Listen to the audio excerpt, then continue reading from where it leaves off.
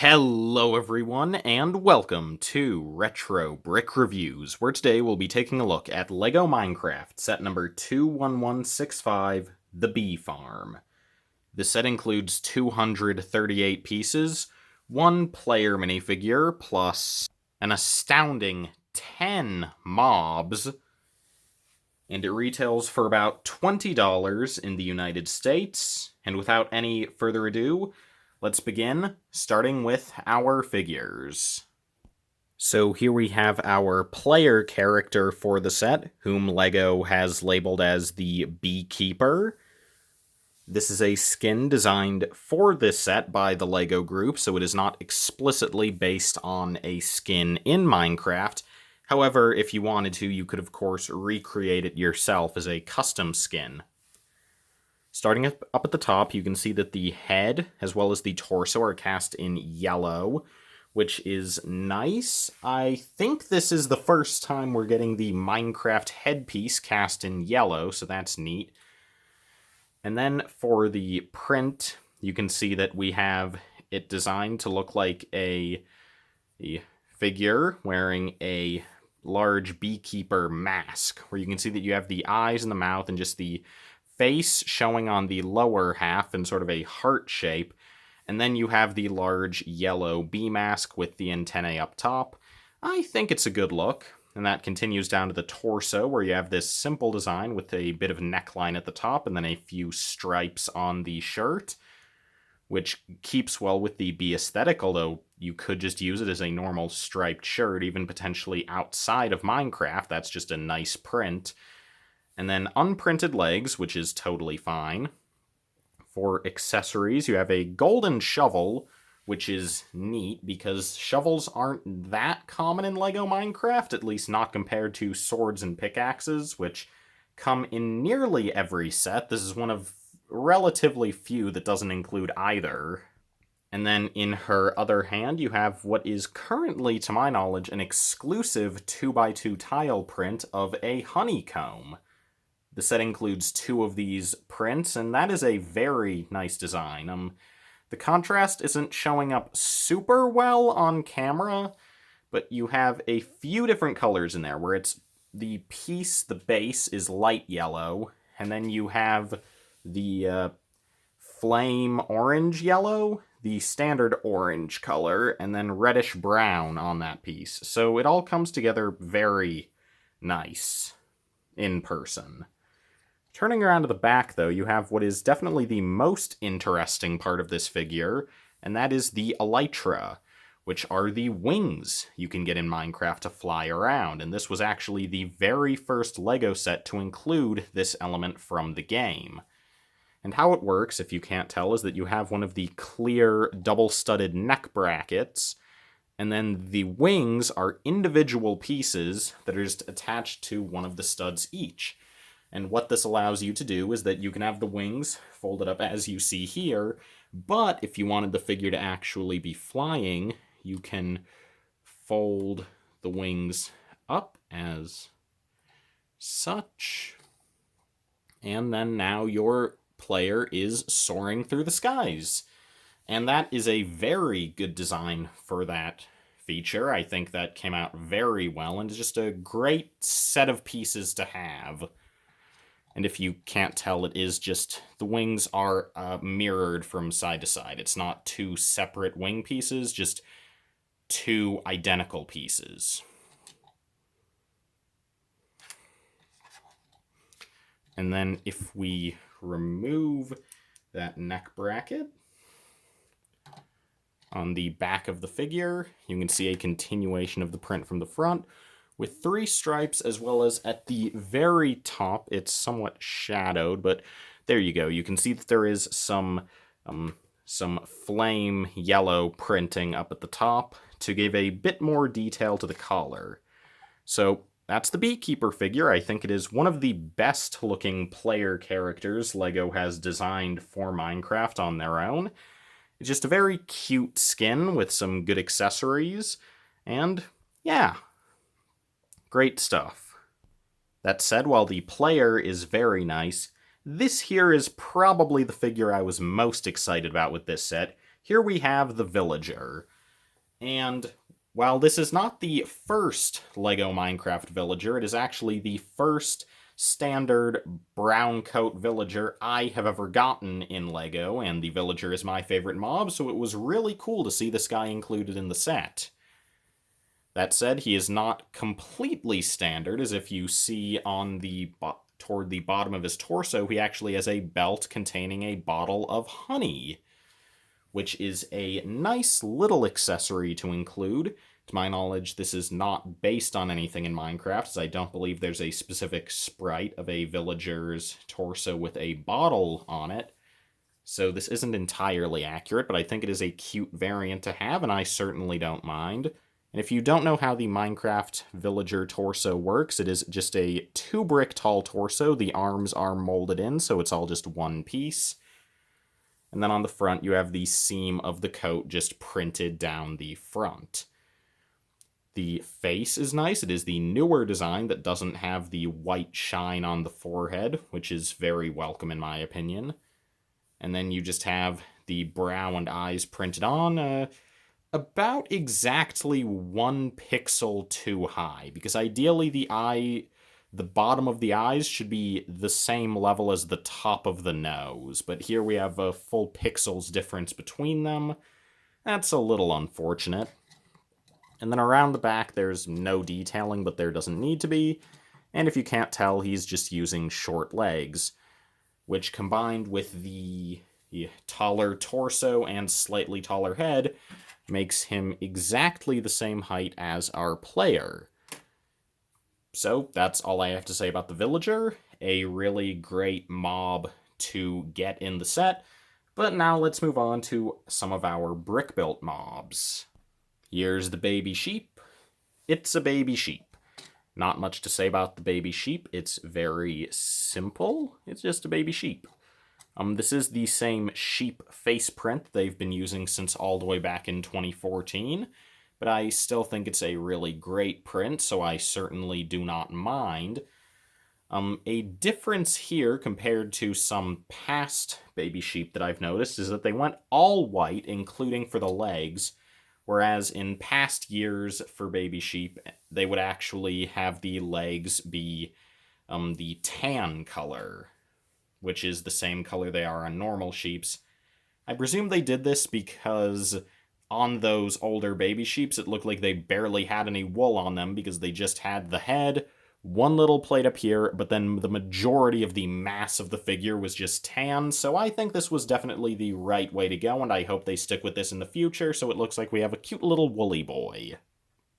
Alright, this is where the fun begins. It's bee time, ladies and gentlemen. Here we have what LEGO describes as the friendly bee. The set includes 4 identical copies of this mob, which is really amazing to see because I don't believe there are any other LEGO Minecraft sets that include 4 of any given mob. And this set actually includes 8 bees because we get 4 copies each of 2 different variants. But that said, while we get 8 bees, it should be noted that we only get a single one of these clear stands that you see here. Now the set does include a more complex clear stand for the other variant of bees that we'll see, but for the friendly bees, this is the only one that you can see flying. Starting off at the front though, you can see that you have a nice print for the face with the little antenna at the top, as well as the big eyes with the bit of blue in the corners. That's a really cute design. And yeah, this is a simple build. You just have the headlight brick with a 1x2 clear plate at the top to give the look of wings, and then you just have some 1x1 plates in reddish brown and yellow to give the striped design toward the rear. Yep, that's all I have to say about the bee. It is a very simple mob, but it is a very effective one. I think it is very adorable. It definitely gets across the look of Minecraft bees, even if it is a little bit long, but that was necessary for the design they went with, and yeah, I'm very happy with this little guy. And last up, we have the Angry Bee, As I said earlier, we get 4 of this variant in the set as well, and if you can't tell, this is exactly the same as the Friendly Bee, except the face is different, whereas instead of having black eyes with blue in the corners, we now have red eyes with white in the corners. And that's it, that's the only difference. So, yeah, those are all the mobs in the set, so now let's move on to the build itself. Except, wait, not quite, because that last bit is incorrect. If we put the 2 bees side by side, you can see that the angry bees actually have shorter eyes to make them look more aggressive and less cute. That's all. So here is the bee farm, with all 8 bees in place as according to the instructions. And starting off with the main play feature of the set at the right, you can see that we have all 4 of our angry bees attached to this large clear stand.